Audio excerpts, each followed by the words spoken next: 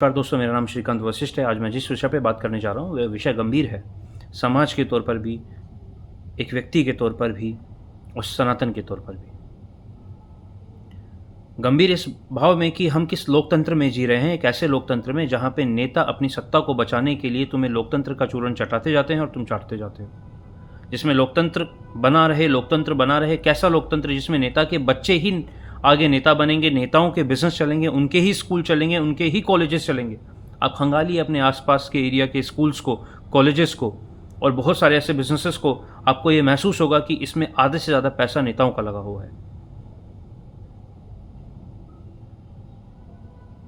और हम लोग सब आंख बंद करके बैठे हैं। हम अपने पास्ट से, अपनी हिस्ट्री से, अपने इतिहास से कुछ नहीं सीखे हैं।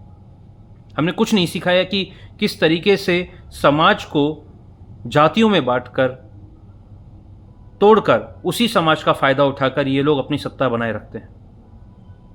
क्योंकि अगर उस समाज में एकता आ गई तो इनको उस समाज के लिए काम करना पड़ेगा, अपने हितों के लिए नहीं। ये बात ये अच्छे से जानते हैं।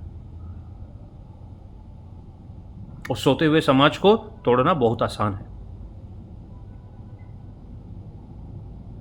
कभी यूजीसी एक्ट के नाम पर तोड़ा जाएगा, कभी एसटी/एससी एक्ट के नाम पे तोड़ा जाएगा, कभी और अन्य कई प्रकार के एक्ट और ला दिए जाएंगे जिस पर समाज को तोड़ दिया जाएगा। सनातन को अलग अलग जातियों में बांट दिया जाएगा। और जातियों में सिर्फ बांटा नहीं जाएगा, उन जातियों के बीच में मतभेद क्रिएट कर दिए जाएंगे, मतभेद पैदा कर दिए जाएंगे।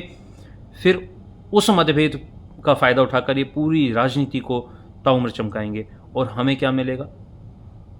इनका शोषण, इनके शोषित कानून, जो बाद में भविष्य काल तक, दूर काल तक हम पर शोषण करते रहेंगे, हमारे आने वाली पीढ़ियों पर शोषण करेंगे वो कानून।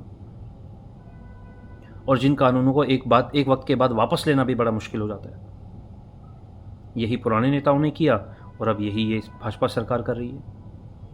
वो सरकार जिस पर हमने विश्वास किया कि ये वो सरकार है जो सत्ता के लिए ही नहीं, समाज के लिए कार्य करेगी। पर जैसे जैसे समय बीतता चला गया तो ये बात सामने आती चली गई कि इनको भी सत्ता का लोभ है, समाज का नहीं।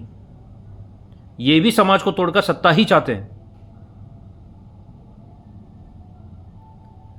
तो मेरा सभी सनातनियों से ये निवेदन है कि आप ना कि सिर्फ इस यूजीसी कानून के खिलाफ ही, लेकिन उस हर एक चीज़ के खिलाफ आवाज़ उठाएं जो आपको लगता है कि आपके समाज के लिए ठीक नहीं है।